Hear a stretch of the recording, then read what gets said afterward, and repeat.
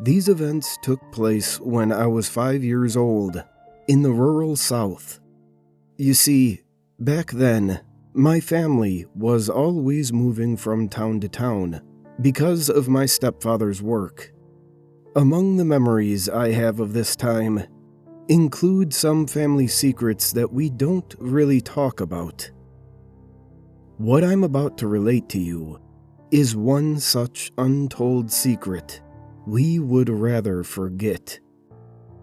The modest white house we had recently moved into was surrounded by 2 large willow trees that blocked out the sun, leaving our backyard shadowed and apart from the rest of the world.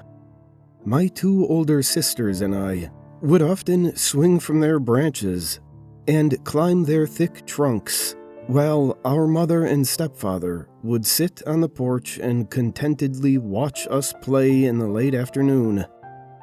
We would ride bikes, swim in the inflatable pool, fly kites, and run on the slip and slide. You name it. We were very active children, and never left a beautiful day unfulfilled. Across the street were a few other homes, and the sweet old couple directly across from us would often sit on their own porch and wave and smile at us as they drank lemonade from a large pitcher and sat in old wooden rocking chairs. Our mother often waved cheerfully to them when we were brought outside, and their smiles and sweetness always made the day more pleasant.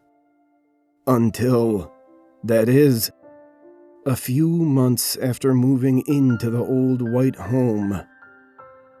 Our mother got the 3 of us together, telling us there was something we needed to talk about as a family. She told us sternly that we were no longer to wave at the sweet, elderly couple across the street. She went so far as to tell us not to even look at them, and if we saw them waving at us, we were to come inside and tell her. This was an odd request to us. Nothing about the elderly couple seemed threatening or off in any way. Hell, our mother was the one who was always talking about how sweet they were to be so friendly. So this request baffled us, and continued to baffle us for the rest of our stay in this particular home. But we minded, and no longer responded to the couple across the street. Soon, they had been easily forgotten as we got on with our lives, in other homes in other towns. That is, until I was 16 years old. Having a pleasant dinner out with my sisters and mother, a rare occurrence for sure during this time of our lives. For whatever reason, over our evening meal, the conversation turned to that quiet old white house and the elderly couple across the street. As soon as the subject had been brought up, my mother's joyful face had darkened. Her eyes fell to her lap, and it took her a moment before actually addressing us. She told us that she had been afraid to talk about the subject all these years, especially while we were still living in the home. Afraid of needlessly making us scared of staying in the quiet house in the shade of the willow trees. At that time, our stepfather had been working at the local Pepsi company, a well-paying job that allowed my mother to stay at home with the 3 of us, while still making a modest living for our family.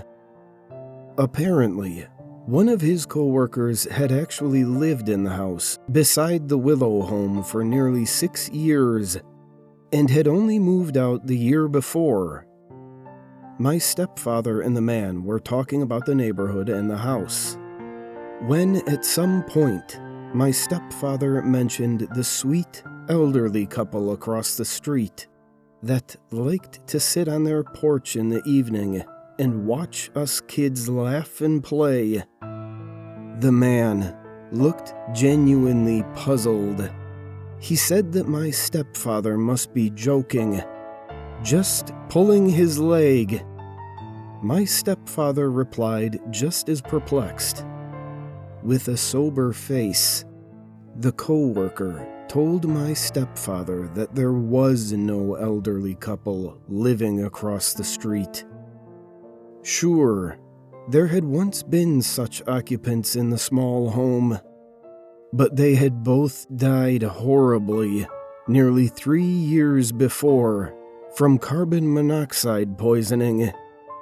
The couple's stove had leaked gas for days before they finally succumbed to the poisoning, and it took longer than that for anyone to find the dead couple. The man knew because he was the one who crossed the street to check on them, only to find the ghastly scene. He recommended we leave the house in the shade.